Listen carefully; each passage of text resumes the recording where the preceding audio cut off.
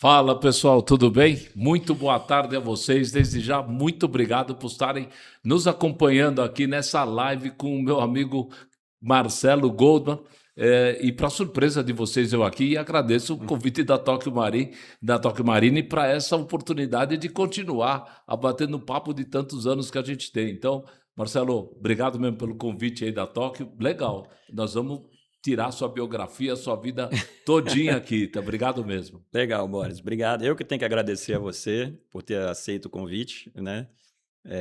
Você é uma pessoa, um ícone, eu posso dizer, né, do mercado, né, principalmente representando os corretores de seguros. Mas, além de tudo, é meu amigo, É né? verdade. Já tivemos junto em outras ocasiões, Bastante, fora bastante.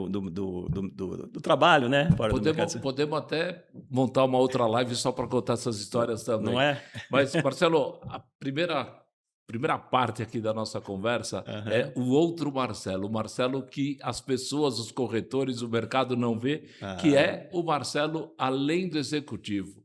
tá Então, certo. fora ser um vascaíno de quatro costados, quem é o Marcelo desde o começo? Conta a tua história aqui para gente. Tá bom. Bom, o Vasco a gente podia deixar para lá, né? Não, mas quem sabe melhor, isso aqui, Quem essa sabe, live né? vai ficar para a eternidade, quem sabe? Quem sabe a gente melhora, né? Ah, Boris, assim, eu nasci numa família judaica, né? Como você, né? Então eu sou judeu.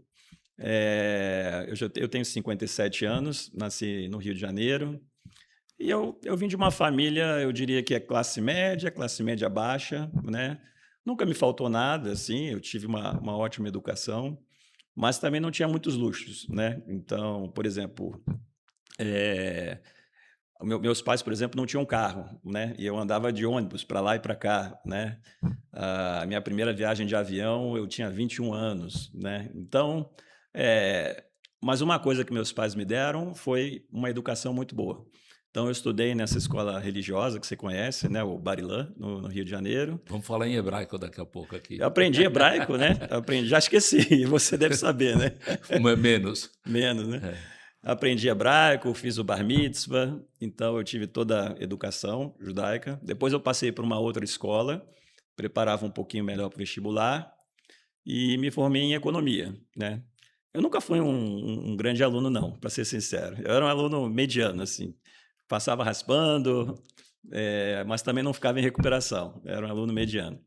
E aí eu consegui, né, passar para uma faculdade de economia, e de lá, o combinado lá, principalmente a minha mãe é que tomava conta mais da questão, assim, financeira, né.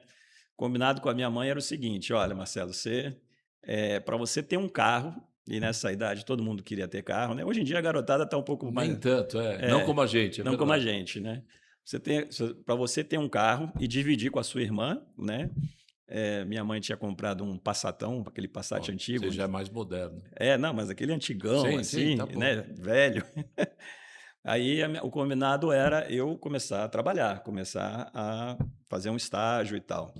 E por quê? Porque a minha mãe falou: "Olha, eu te dou o carro, né, junto com a tua irmã, mas você tem que pagar o seguro, você tem que fazer a manutenção, gasolina". E foi assim que aconteceu. Então, quando eu tinha lá uns 18 anos, eu comecei a fazer alguns estágios e tal. E acho que quando eu tinha 19 anos, eu entrei numa seguradora, Verdade? AIG, Puxa, né, AIG. Você deve conhecer alguns dessas pessoas que trabalharam comigo, né, o Farid, Celso Paiva, o só Luc gente boa. só gente boa, são meus amigos até hoje, né, Lucena, que era o presidente, né. E entrei como estagiário lá, né. Eu nem sabia o que que era seguro, para pra ser sincero, né. Você sabia que ia pagar gasolina e manutenção, mas o que era seguro você não Esse sabia. era o objetivo. Legal. E de lá eu comecei a aprender bastante sobre o seguro, né. Meu primeiro chefe foi um chefe americano. A IG nessa época ela não tinha essa parte de personal lines que a gente chama, né, de seguros pessoais, automóvel, residência. Então, eu posso dizer que foi uma startup naquele momento. E esse americano veio, né, da IG, lá de fora, para desenvolver aqui. E a equipe que ele montou era ele e mais 2 estagiários. Um era eu. Bom, você era responsável por 50%. Exatamente. E aí a gente começou a desenvolver a IG, né, na parte principalmente de seguro de automóvel, residencial também. E E chegamos a fazer uma boa carteira. E uma curiosidade, não sei se vocês sabem, a IG foi a primeira seguradora a introduzir o que a gente chamou lá de perfil, né? Verdade. Que é o questionário de avaliação de risco. Verdade. E a gente começou a fazer testes com algumas corretoras e tal, mas a gente não tinha lançado no Brasil inteiro, né? Quando o David saiu, foi para o México, e o Farid foi ser meu chefe, o Farid falou assim para mim, vamos lançar no Brasil inteiro? Eu falei, vamos lançar. Então, a IG foi a primeira seguradora a lançar. Então o Farid sempre falou a verdade, né? Porque Sempre falou a falava que ele verdade. era o pai, Não, que não era outra, era ele. Então, não, a ideia foi dele, Farid, tá aí, ó, você realmente tinha razão. ideia dele, né? E, logicamente, né, eu topei, até porque ele era meu Claro. chefe, né? E deu muito certo também, deu muito certo, a gente começou a expandir. E eu me lembro que, na época, eram 5 perguntinhas, né? E dessas 5 perguntinhas davam um desconto, né? Então, se fosse um bom risco, né? A gente considerava bom risco, a gente dava um desconto. Então, o meu início foi ali na IG. Que foi uma quebra de paradigma, né? Porque até fugindo um pouquinho, mas só. Primeiro, as taxas eram iguais em todas as cidades, o que era um absurdo. Você pagava em Monteiro Lobato, aqui no interior de São Paulo, você pagava a mesma taxa do que no Rio de Janeiro e assim por diante. Então, Exatamente. quebramos o paradigma de ter taxas e logo É. depois desconto para quem tinha um risco melhor. Uma Isso. grande quebra e contribuiu, está aí firme no mercado até hoje. Até hoje. Está hoje muito, muito firme. Uhum. Eu sou da época, você também, né? Que a gente tinha essa taxa única e Não, mas tinha... pera, vamos combinar. Você é o entrevistado, você não precisa falar de mim, porque eu não falo que eu era da época. Mas vamos lá. A minha época é final dos anos 80, começo dos anos 90, e a gente tinha o tal do prêmio de referência, o PR, se lembra? Lembro. Que também fazia parte da taxação, né? E era a franquia do seguro, né? E era só isso, né? Era 3,8, 1,1 de adicional de fracionamento, algo assim. Exatamente. E depois a coisa foi evoluindo, né? A tarifa se abriu, né? Claro. Para você poder fazer o que você gostaria, né? Em alguns países ainda essas tarifas de seguro são reguladas. Graças a Deus no Brasil não tem mais essa regulação, as tarifas são livres, né? E a gente aproveitou essa onda e lançou o perfil e tal. Então isso foi até 1995. E a matriz da IG era no Rio de Janeiro, né? Eu sou carioca, né? E aí, em 95, a IG ela teve a ideia de transferir a matriz para São Paulo, porque São Paulo é um mercado maior e tal, e com certeza era uma decisão correta. Mas eu era aquele carioca e tal, que ia para a praia final de semana e tal, e me fizeram a proposta, o Farid me fez a proposta de vir para São Paulo. E eu fiquei muito na dúvida, né? Eu gostava muito do Rio de Janeiro, né? Carioca, para se acostumar em São Paulo, é meio complicado. Antigamente, hoje está mais fácil. Hoje está mais fácil? Tá, você tem um monte de carioca por aqui. Isso é verdade. E aí eu vim, em 95. Eu achei que ia ficar pouco tempo, Maurício. Eu falei, vou ficar uns 2 anos, depois eu volto e tal, mas... Solteiro ainda. Solteiro. Só que logo em seguida, né? Eu cheguei em 95, eu conheci minha esposa na IG. A IG, ela trabalhava na área de marketing. E foi um mês depois que eu entrei. Vamos dar o nome da sua esposa, A senão Flávia. você vai levar bronca em casa. Não, a Flávia, meu amor. E a Flávia, a gente vai completar ano que vem 30 anos de casado, né? Temos 2 filhas, né? A Pietra, que está com 16, a Paola, que está com 13. Aí eu me sinto velho, depois eu conto por quê. Vamos lá. Depois você fala. Então, aí eu conheci logo minha esposa, né? Na verdade, era um namoro, né? No começo eu não queria assumir que era namoro, eu falava que era um rolinho e tal, que eu não queria ter nada sério, mas depois ficou sério, né? E aí, 1 ano depois a gente já estava morando junto, em 97 eu casei. E aí a minha história profissional continuou, né? Então, em Não, mas 1900... pera. Vamos parar um pouquinho Tá. na profissional. Os seus pais imigraram ou seus avós que imigraram? Meus avós.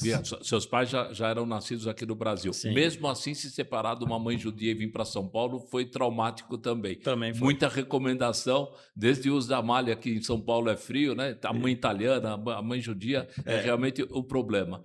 E esse início de namoro, ele ocorreu já aqui em São Paulo. Tua esposa é da onde? Minha esposa é de Minas Gerais. De Minas Gerais. Eu estava na dúvida, Minas Gerais. Deu certo aqui um carioca e uma mineira, deu muito certo, né? Sim. Ela também veio, né, para trabalhar também em do São mercado. Paulo.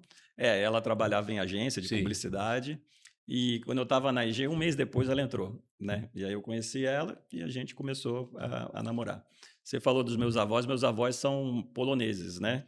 Tanto do lado paterno, do lado materno, né? Todos vieram fugidos da guerra para. Em que ano você consegue lembrar mais ou menos? Não, mas Não, não antes da consigo. guerra. Acho que foi entre a Primeira e a Segunda Tá. Guerra. Deve ter sido 1930, É, ou até, 30. até 38, É, 39. 39 é a data limite antes da guerra. então foi por aí, um pouquinho Legal, antes, talvez, antes da Segunda Guerra. legal. E carrega até hoje os conselhos da mãe judia, do pai? Sim, com Carrega, certeza, né? com Então tá certeza. bom. A minha Mas mãe vamos é. lá. E aí vamos voltar para o profissional. Bom, aí em 90 eu vim para São Paulo, a IG estava se desenvolvendo. Em 98 a IG comprou 50% da Unibanco Seguros, né? E até então deixaram as duas companhias separadas, não houve uma fusão mesmo. Sim. E aí o meu chefe, que voltou a ser o americano, ele tinha voltado, o Farid tinha saído, ele voltou, e ele falou assim para mim: "Ô Goldman, você vai ficar com a Unibanco Seguros, responsável pelo seguro de automóvel." E aí sim eu peguei uma companhia muito maior, né? Fui gestor de muito mais pessoas, né? Naquele momento. E foi uma passagem muito boa, de 98 até 2000. Naquela época, você deve lembrar dos nomes também, né? Zé Roberto Eu Raime. tento esquecer, mas eu não esqueço dos amigos daquela época, porque era um pessoal que tocava para frente mesmo, né? Sim, Não tinha, não, não tinha deixar para lá, vamos fazer, não é isso? sim, e profissionais maravilhosos, né? Maravilhoso, Zeca maravilhoso. Rude, né? Que está até hoje no mercado, Sim. né? Trindade. Então, uma experiência muito rica. 2000, eu sou convidado para ir para a GF, que hoje é Allianz, né? E aí já com uma posição de diretor não estatutário, né? Diretor de automóvel. Sempre você vê que sempre na área de produtos, né? Principalmente na carteira de automóvel. E aí aceitei, né? Foi uma ótima proposta para mim. Fiquei 8 anos. Lá eu comecei a me desenvolver em outros ramos. Então, os massificados, né? Que hoje a gente chama residencial, condomínio, empresarial.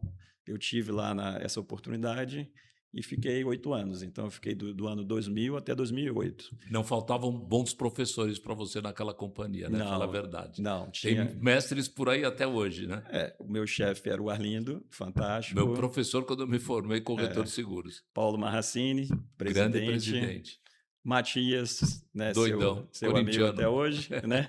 Santana, só Turma gente boa, boa. turma boa. Lohance, que era CFO. Então tinha. E não podia deixar de faltar Ferrara, né? Claro. Eu Mas ainda contido na informática, na TI. Aquela época era informática, TI. TI. É. Eu entrei em 2000 e o Ferrara, se não me engano, entrou um ano depois, 2001, né? Contratado pelo Paulo Marracini. Ferrara é diretor estatutário, né? E eu tinha uma posição abaixo, né? De diretor, o diretor estatutário era o Arlindo, né? Que era o par do Ferrara, né? E aí foram anos também muito bons. Foi um ano também de reviravolta da companhia, né? Aquele primeiro ano que eu entrei foi um ano difícil, 2000, a companhia estava com prejuízo e tudo. Eu lembro. E aí conseguiu recuperar, né, em 2, 3 anos. Então foi um período também muito bom para mim. Depois mudou a presidência, veio o Max Schirman e eu fiquei até 2008. Então foi uma experiência ótima. 2008 vem o convite para a Tóquio Marine, né? E aí eu tenho que te confessar e confessar para os meus amigos corretores aí que foi a decisão mais difícil da minha vida. Essa decisão Verdade. foi a decisão mais difícil. Primeiro porque assim eu estava bem na companhia, né? Tinha uma certa expectativa também de crescimento e tudo, mas veio a oferta, né? Vamos dizer assim, a proposta de ser um diretor estatutário, né? De responder direto para o presidente, né? Então eu ia ter um upgrade na carreira, desculpa. E Também na carteira. também na carteira, também. Claro. A parte monetária também foi É boa. importante. Então, eu pensei muito, muito, muito. Eu sabia que a Tóquio estava com muitos problemas, mas eu falei, vou encarar esse desafio, né? E foi difícil, porque naquele momento a companhia tinha muitos problemas, né? Problemas de pessoas, problema tecnológico, resultado. Pra você ter uma ideia, a Tóquio teve 4 anos seguidos de prejuízo. 2007, 2008, eu entrei em 2008. 2009, 2010. A coisa só virou em 2011, né? E aí depois me contaram que a Tóquio, eu não sabia naquele momento, mas me contaram depois que a Tóquio poderia até sair do Brasil, né? Verdade. Que poderia ser vendida e tal, porque a coisa não estava funcionando. Eu entrei junto com o presidente japonês, o Akira, que você conheceu. Sensacional. Ele foi fantástico, fantástico. Sensacional. Ele que fez a reviravolta, vamos dizer, da companhia, Transformou. E o primeiro ano que deu lucro foi 2011, né? Foi o ano realmente da virada. E eu me lembro que 2011, quando a gente fez esse primeiro, a gente tinha uma meta para fazer e a gente fez. O Akira tinha prometido que na festa de final de ano todos nós, os diretores, iríamos dançar samba, iríamos sambar na festa do final do ano da companhia. Cuidado que essa frase, essa palavra pode ter dupla interpretação, né? Sambar também pode ser que você sambou, foi Não. Era samba mesmo, Era né? samba de dança, né? De dançar, e ninguém sabia sambar, né? Nem o carioca sabia? Não sabia, não sei nada, né? Eu gosto de samba, mas não sei sambar. Nunca saiu numa escola de samba? Nunca saí de escola de samba. Já vi. Já viu? Já vi, mas nunca... Tua mulher nunca te chamou, nunca te arrastou? Não. Gostaria. Acho gostaria. que, quem sabe um dia, ia ser bom. legal. E aí fomos todos sambar lá no final do ano e tal. No segundo ano também, a gente atingiu as metas, aí o Akira prometeu cantar uma música do Alceu Valença. Esqueci o nome, mas e todos os diretores... Canta um pouquinho da música, lembra? Eu também sei. É por aí. Tá bom. É essa daí. E aí, 2012, né? E aí o Akira voltou para... Ele cumpriu os 5 anos. E aí veio quem? Ferrara. Né? Ferrara, diretor de TI, né? Eu tenho uma relação muito próxima do Ferrara, né? E foi até uma indicação minha naquele momento, logo no início, quando ele entrou. Não fui eu que contratei, foram todos os japoneses que entrevistaram, mas foi, de fato, uma indicação minha, porque a gente tinha trabalhado junto na Allianz, né? Na GF, ele tinha feito um trabalho maravilhoso, né? E aí, em 2013, se não me engano, ele virou presidente e aí a companhia fez assim, ó, foguete. Ele persegue. Os objetivos dele, ele persegue. Eu quero voltar um pouquinho, que eu queria voltar aqui, já que nós estamos falando do Goldman, além do executivo, tem uma passagem entre eu e você, a gente se conhece realmente há muitos anos, e uma relação sempre muito amistosa, franca, de papos gerais. Exato. Mas uma vez eu te entrevistei no programa Seguro e você levou as suas duas filhas... A Pietra, né? A mais velha. A Pietra. E uma semana, 2 semanas depois, você me chama e me entrega uma obra de arte em massa fimo, que era nós dois conversando no programa. Aquilo me tocou profundamente e me deu assim uma emoção de que o que eu fazia lá era além do que falar de seguro. Você lembra bem disso? Lembro. Foi muito legal, Boris. Acho que você se emocionou mais do que eu, mas agora eu falo e me vou emociono. começar. Eu também, porque foi uma manifestação de uma filha e, para mim, né? Não vamos chorar, que o combinado não era chorar, mas foi marcante. Talvez uma das coisas mais importantes que eu tive na minha carreira até ela agora. Fez uma maquete. Uma maquete, eu tenho ela. Eu pensei em trazer aqui, mas está na minha casa de Atibaia. Mas eu queria realmente ter trazido aqui. Ainda bem que eu não trouxe, porque aí você ia chorar de verdade. Não sei se você vai lembrar, foi uma entrevista com a Magda, que foi a minha funcionária. Sim. E aí eu fui com ela no programa. Exato. E ela fez a maquete e te entregou. Verdade mesmo. Mas legal. Eu queria que você tentasse destacar qual a parte mais importante dessa trajetória ou a experiência dessa trajetória que marcou mais você até agora. Não vamos falar de futuro, até agora. O que te marcou? O que de repente você fechou os olhos e falou assim, pô, é isso, atingi o que eu queria, pô, eu acertei. Obrigado, meu Deus, de então, trazido Boris, até aqui.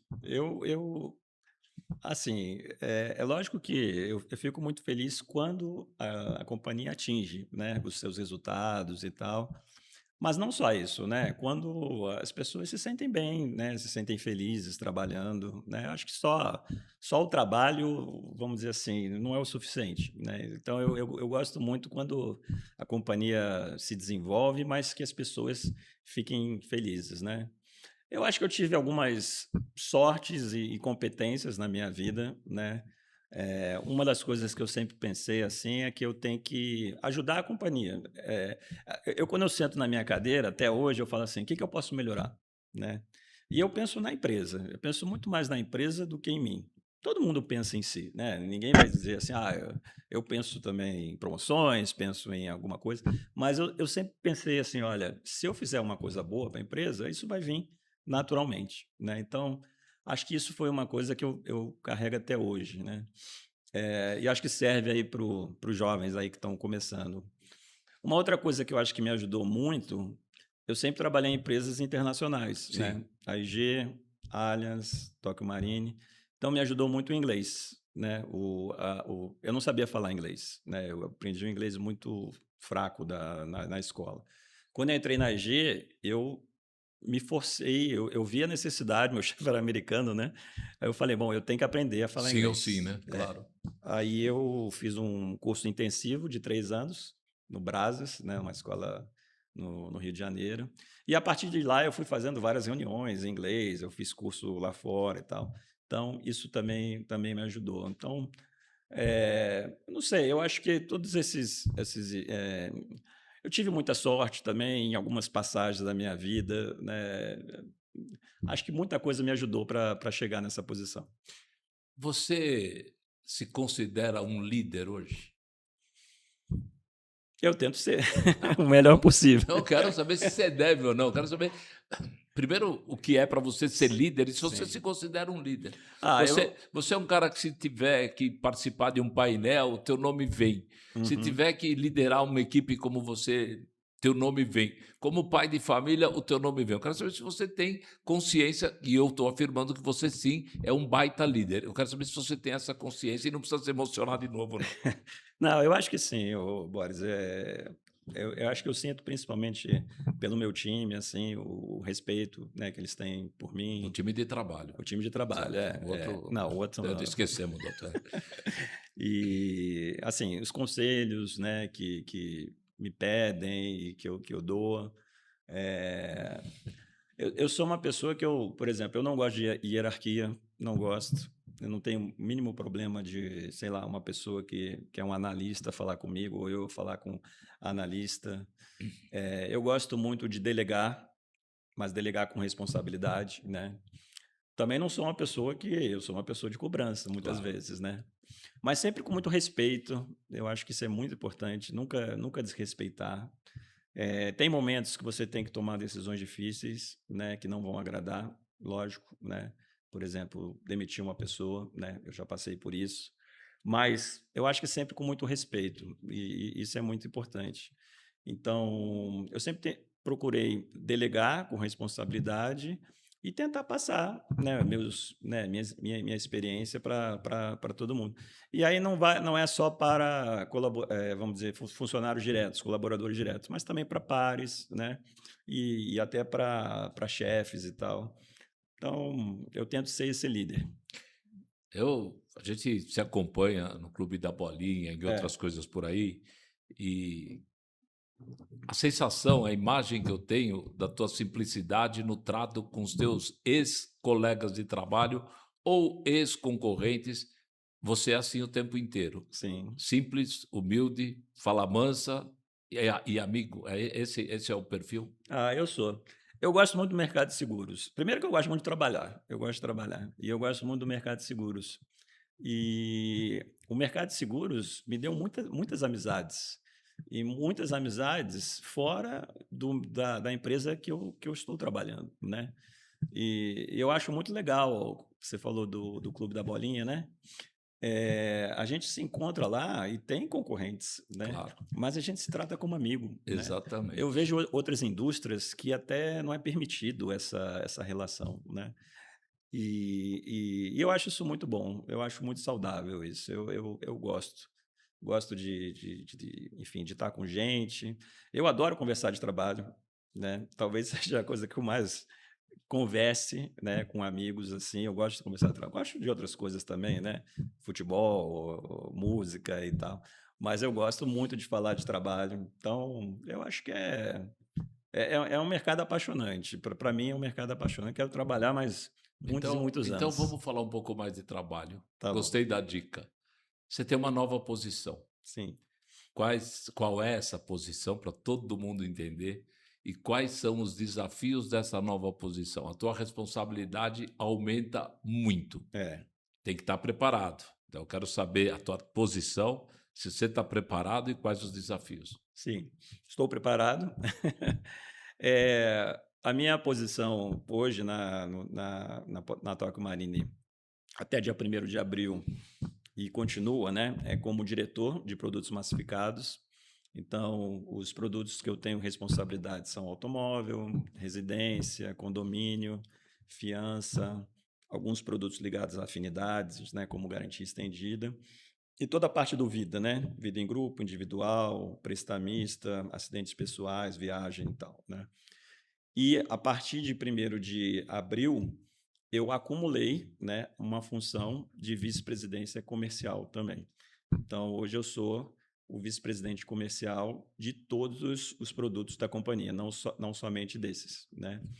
E nessa função, eu tenho 3 reportes, né, três pessoas que reportam para mim, né? O Marcos Kobayashi, que é o canal Varejo, a Márcia Silva, que é canais especiais, e o Franco, que é corporate. Então, a Toca é muito bem dividida, Muito, né, na muito. parte. Simples e bem. É, e eu vou te contar até uma mudança que a gente Opa, fez recentemente, né? Acabou de fazer. spoiler. Spoiler. Não, Não, essa notícia já, não é notícia fake, porque tá acabou bom. de divulgar, Então já, vamos já lá. divulgou. Mas só para ter uma noção dessas divisões, né? O canal Varejo é onde estão concentrados a maior parte dos corretores, né? Espalhados em 56 sucursais que a gente tem no Brasil inteiro, né? E a Tóquio ficou muito grande, né? A Tóquio, eu diria que a Tóquio virou uma gigante. Verdade. Mas eu gosto de falar assim, a Tóquio virou uma gigante sem perder sua essência, né? Essa essência de simplicidade, né? De um bom trato e tal.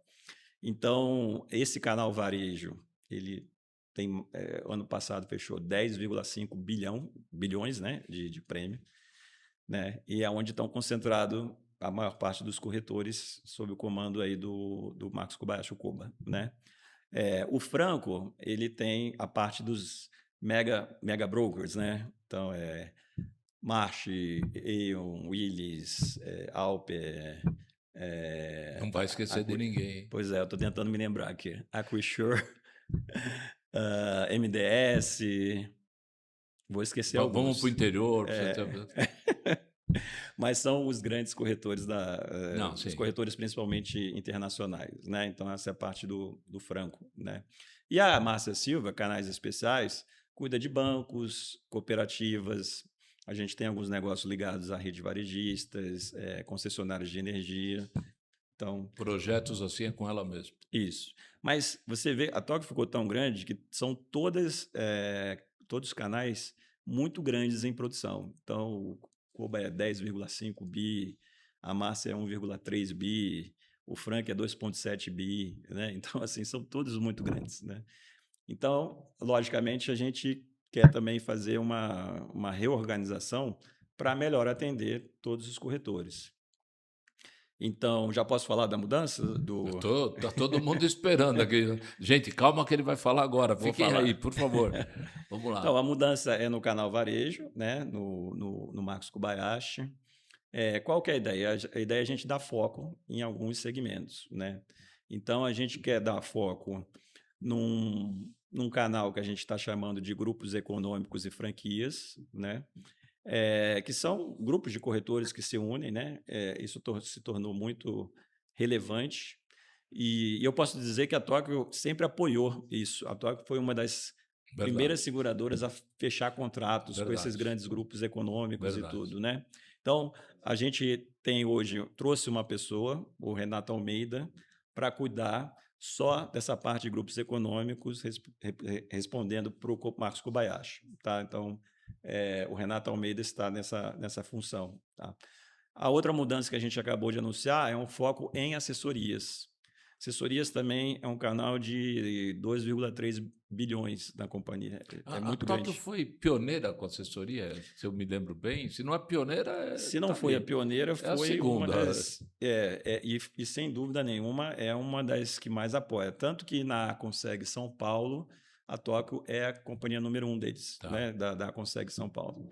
Temos aí 110 assessorias no Brasil inteiro. Então, vamos dizer assim, por esse volume muito grande, a gente está trazendo o Ronaldo Dalcin, Grande né? Ronaldo. Dá um abraço pro Ronaldo aí. Um abraço, Grande Ronaldo. sujeito. Sucesso, Boa boa sorte. sorte. Mas ele é muito competente, né? Eu tenho certeza que as assessorias vão gostar, para fazer uma função de assessorias Brasil, né? A gente já tinha algumas Claro. sucursais, assessoria São Paulo, assessoria Rio de Janeiro, mas ele vem com esse olhar de uma assessoria Brasil, né? E o Cefas, que era responsável por uma parte da região Norte e Nordeste, agora ele assume toda a região Norte e Nordeste, né? Então, o Cefas é o responsável por toda essa região. O Dalcin, ele fica agora responsável pelas assessorias do Brasil inteiro, né? E a gente também dá o foco também com o Renato Almeida em grupos econômicos, né? O Renato, ele vai ter uma dupla função também. A gente quer desenvolver muito a parte do que a gente chama de PJ, né? Que é do meu amigo, meu par, Felipe, né? Então, essa parte é seguro de empresarial, transporte, garantia, cyber, agrícola e tal. Então, o Renato ele tem essa função de grupos econômicos, mas também tem uma função comercial. A gente destacou 8 regionais, 8 Pô, gerentes comerciais para focar só em produtos PJ, tá? Então, ele vai ter essa dupla função, que é um pouco o que a gente já tinha na área de vida. A área de vida, o verdade. Coba também tem essa vertente de produtos de vida, porque a gente acha que precisa ter uma especialização.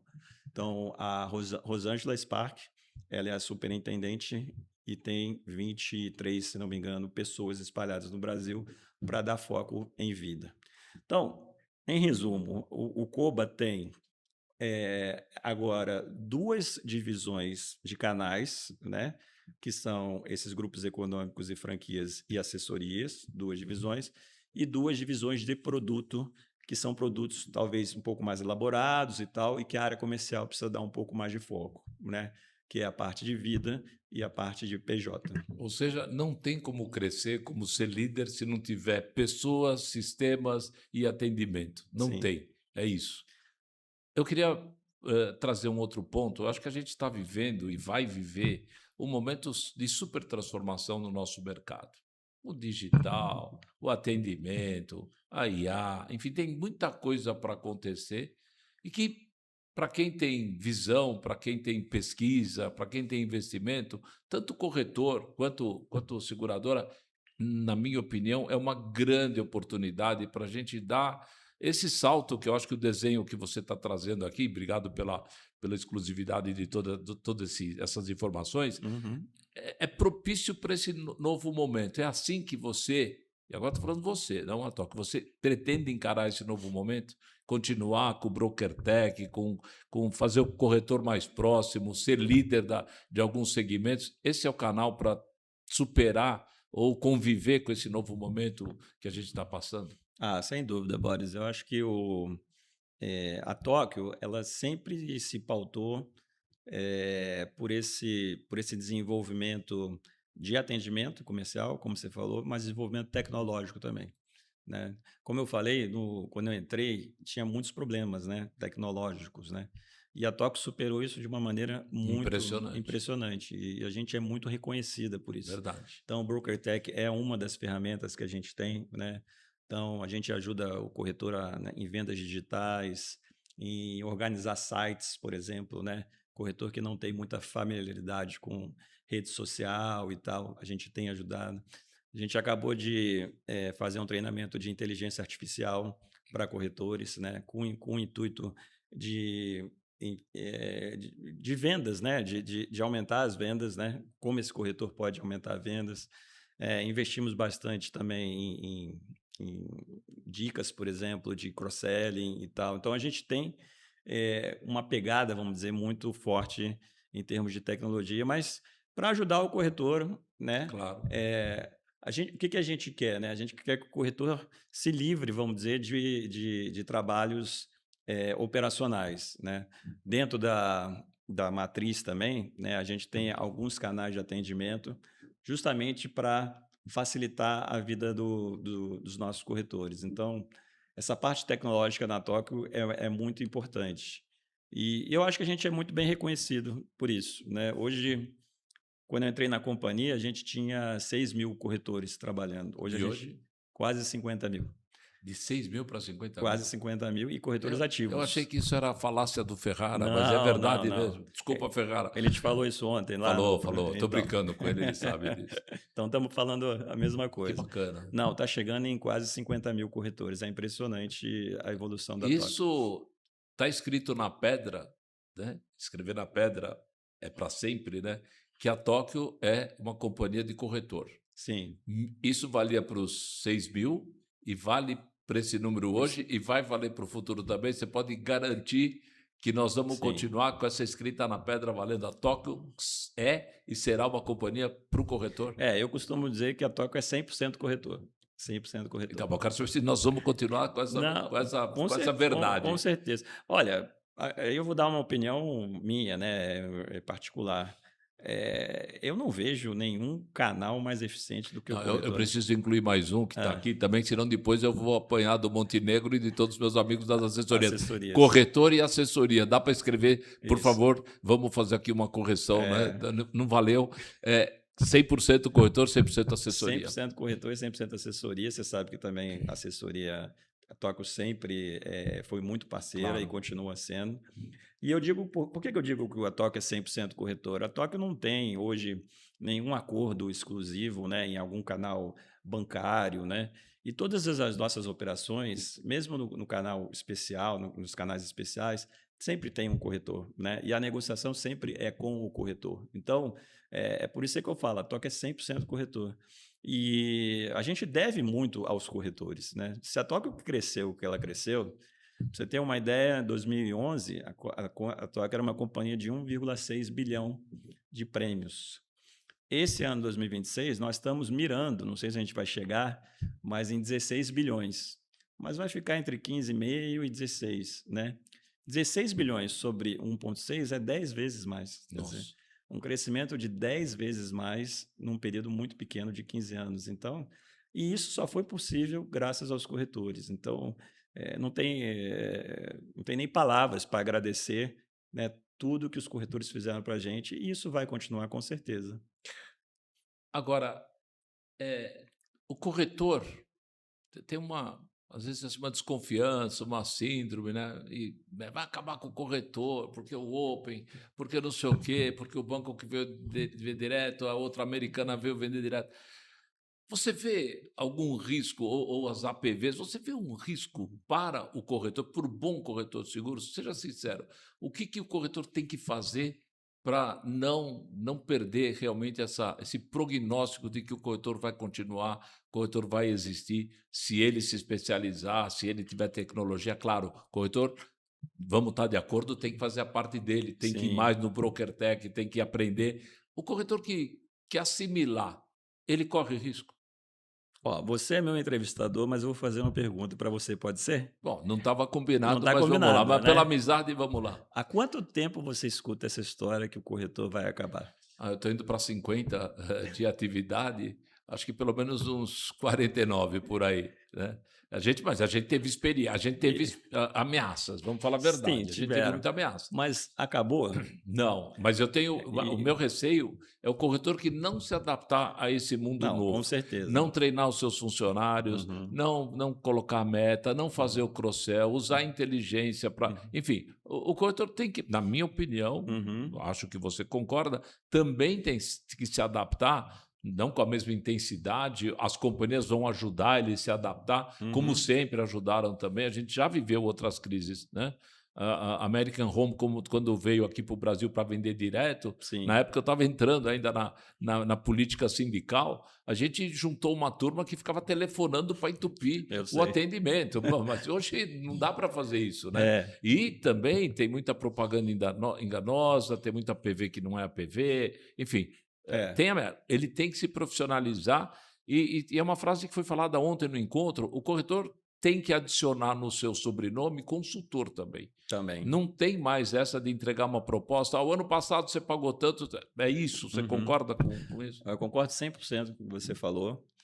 E a minha constatação é que os corretores, eles são fortes e vão continuar fortes até pela evolução, né, do número de corretores que tem no Brasil. A gente sempre, a cada ano, a gente tem notícias de aumentos, né? Acho que eu não me lembro o número direito, mas mais de 100 mil corretores trabalhando no Brasil, e é um número que vem crescendo a cada ano. Mas você está certíssimo, né?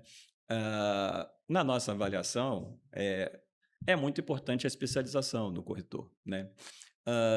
A gente percebe, sim, alguns corretores muito empreendedores que querem aprender outros produtos e tal, às vezes até produtos que não são nem ligados a seguros, né? Consórcio, enfim, Exatamente, e que é muito bom isso, sem muito dúvida. bom.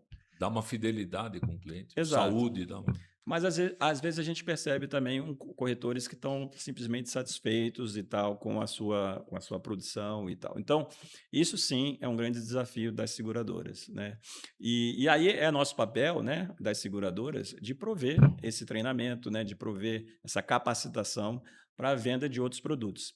É por isso que a gente está dando foco nesses outros, por exemplo, quando a gente fala de produtos de pessoa jurídica, um garantia não é tão fácil vender, né? Talvez um seguro de transporte exija um pouco mais, né? Um cyber, né? Que a Toca, inclusive, é líder nesse mercado de cyber.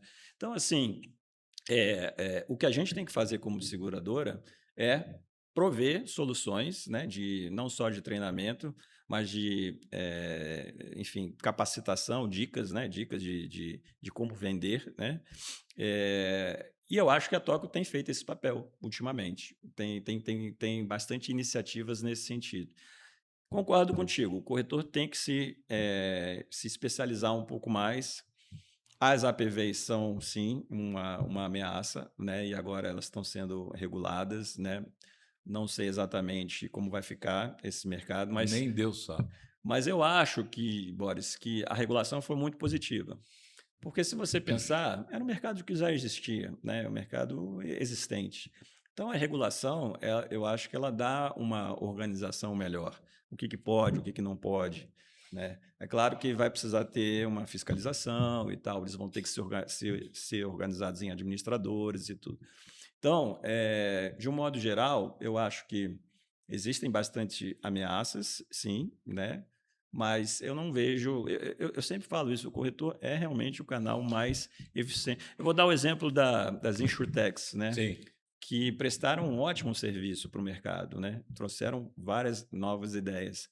As insurtechs, elas tentam começar sem corretor, mas logo em seguida elas vão para o A corretor, gente já né? viu, enfim, bancos, etc. A gente já viu tudo isso. Vamos Exato, fazer uma brincadeira aqui. claro. De repente, por um passe de mágica, você virou um corretor de seguros.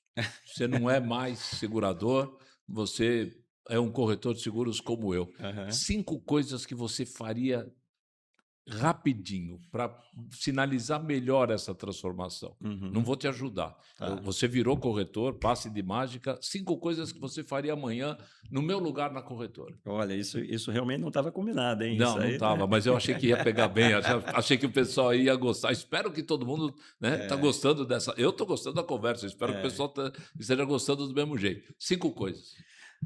Assim, Boris, uma coisa que o Ferrara até fala muito assim, hoje não tem mais barreiras geográficas, Não, né? Então, o corretor não tem, o corretor ele pode estar aqui em São Paulo e atender um segurado Brasil inteiro. Recife, né, Fortaleza, Manaus e tal. Então, eu acho que isso é uma coisa que o corretor deveria fazer, né, tentar fazer, né? Analisar muito a base dele, né? Analisar quem tem mais propensão a determinados produtos, né? Podemos chamar isso de um cross-sell inteligente? Sim, sim. Olhar para dentro. É, Antigamente era para o arquivo, né? Agora é para o computador dele e falar assim: o que, que eu tenho aqui, o que, que falta eu é. oferecer, considerando. Eu vou falar uma coisa que muita gente fala, né, Não, mas que é vamos uma lá. verdade. Qual é o melhor momento de venda de um seguro de vida, por exemplo, né? É no momento que nasce um filho, né, que você tem uma responsabilidade e que na falta, né, na sua falta, provavelmente, aquela família não vai ter condições financeiras e tal. Então, o corretor conhece isso, o corretor muitas vezes conhece, né, aquele cliente, né? Então, é um ótimo momento de uma oferta de seguro, né? Então, Mas você não acha que o corretor ainda está vendendo muito seguro de vida e pouca proteção financeira? Quer dizer, eu sim, estou usando palavras para abordagens diferentes. A gente é, também tem que tomar um choque de atualização. sim. Antigamente, morreu, invalidez por doença, invalidez por acidente, invalidez por doença era pequenininho, tanto Uhum. até tantos anos, acabou. É. Hoje você tem coberturas em vida, você tem coisas que podem acontecer com ele, prejudicar o patrimônio da família antes, Uhum. e realmente usar coisas de incentivo fiscal, etc., para contratar uma coisa diferente. Precisa treinar gente para vender dessa nova forma, é isso. Só adicionando no teu comentário, mas ainda faltam duas coisas aí. Perfeito, Boris. Eu acho que é isso mesmo, né? Mudar um pouco a abordagem, né? Porque não é um tema fácil, né? Falar, mas quando a gente fala de coberturas que podem ser usadas em vida, né? Por exemplo, o caso de doenças graves, né? Qualquer um pode Sem ter, dúvida, né? Uma diária de de incapacidade. incapacidade e tal. Então, usar mais esse discurso, né? De proteção realmente financeira, né? Eu acho que é uma grande dica, né? Eu não sou um grande especialista, né, na área de vida, mas eu acho que tem realmente outras abordagens que podem ser usadas. E assim como no vida, tem outras abordagens que podem ser usadas. Poxa, às vezes eu não entendo uma pessoa não fazer o seguro residencial. A pessoa, às vezes, é um seguro barato, né? A pessoa, às vezes, construiu um patrimônio durante 20, 30 anos, que um incêndio em 5 minutos pode acabar com tudo, e é um seguro super barato. Uma empresa, né? A empresa simplesmente pode parar, né, se não tiver o seguro empresarial. Então, o seguro tem essa função social que é muito legal. A gente tem que explorar um pouco essa função social. A Tóquio, só, Fala, só para não. não perder o gancho, na questão social, a gente fez um negócio muito legal no seguro residencial. É, O seguro residencial, a gente tem uma cobertura de despesas de aluguel, né? Por que existe essa cobertura? Né? Pegou fogo, aconteceu alguma coisa na casa, aquela família tem que sair, ela tem que pagar um aluguel durante um período até que fique pronto, né? Reconstrua aquela casa ou aquele apartamento, né? E aí, meu time pensou numa coisa assim que eu achei fantástico e não custa nada a gente fazer, não teve nenhum desenvolvimento sistêmico e tal. No Brasil, infelizmente, a gente tem muitos casos de violência doméstica contra as mulheres. Eu vi um dado que eu fiquei assustado. São 250 mil reportes, né, de violência doméstica verdade. anuais, né, 50 mil por ano, né? E aí a gente pensou assim, por que a gente não usa essa cobertura para quem contratou, né, o seguro residencial com essa cobertura, caso uma mulher naquela família sofra violência doméstica, ela também saia de casa, né, e ela vai estar usando aquela cobertura. Claro, Vamos explicar melhor. Ela sofreu uma agressão, ela foi lá, deu queixa, pediu aquele afastamento, etc. e tal. Ela está habilitada a ter um período de perda de aluguel para ela morar longe daquela situação por um exato. determinado período até, enfim, as coisas se solucionarem. É exatamente assim? Exatamente assim. Bacana, Então, é hein? lógico que precisa ter uma comprovação, né, de boletim de ocorrência e tudo, e tem, logicamente, seus limites, os limites daquela cobertura, mas é exatamente isso, né? A mulher que sofreu violência doméstica, ela pode usar da cobertura, então a TOC vai pagar, né, o aluguel enquanto ela tiver nesse período até que ela consiga retornar para casa. Inclusive, além disso, a gente dá uma assistência jurídica, né, uma assistência psicológica. Bacana, hein? E você sabe que eu anunciei isso num congresso de corretores do Norte e Eu Nordeste? estava lá, eu Você estava lá, né? estava lá. Então, e foi muito bem Foi, recebido. foi. E aí, depois que acabou, uma corretora, né, veio falar comigo: Olha, o Goldman, eu fiquei muito emocionada porque eu sofri isso. Eu Bacana. sofri isso. E eu achei fantástica a ideia de vocês, e eu vou tentar propagar isso. E ela se dispôs, inclusive, a fazer um vídeo que está no Instagram da Tóquio, né, se vocês quiserem ver, né, um vídeo dessa corretora dando esse Pessoal, vamos depoimento. assistir esse vídeo, porque eu acho que isso é um baita de um argumento da venda do seguro residência, hein? Parabéns. Vale a pena, né? É, E eu vou te falar, Boris, o caráter aqui é muito mais social, né? Eu sem acho que a gente dúvida. tem que, o mercado de seguros, pensar nesses tipos de coberturas que tenham caráter mais sociais ou ambientais e tal. É lógico, você fala assim, Tóquio não quer vender mais seguros por causa disso, lógico, todo mundo quer, né? É também uma intenção. Mas eu diria que é muito mais o caráter social do que venda. Eu até brinco com meus colegas de mercado, falo, poxa, lança também, né? Lança também essa Não, é uma cobertura. bandeira, sem dúvida. Ou O outra, ou seguro, outra o seguro é um objeto social, sem social. dúvida, em todos os aspectos. Mas você foi muito bem como corretor.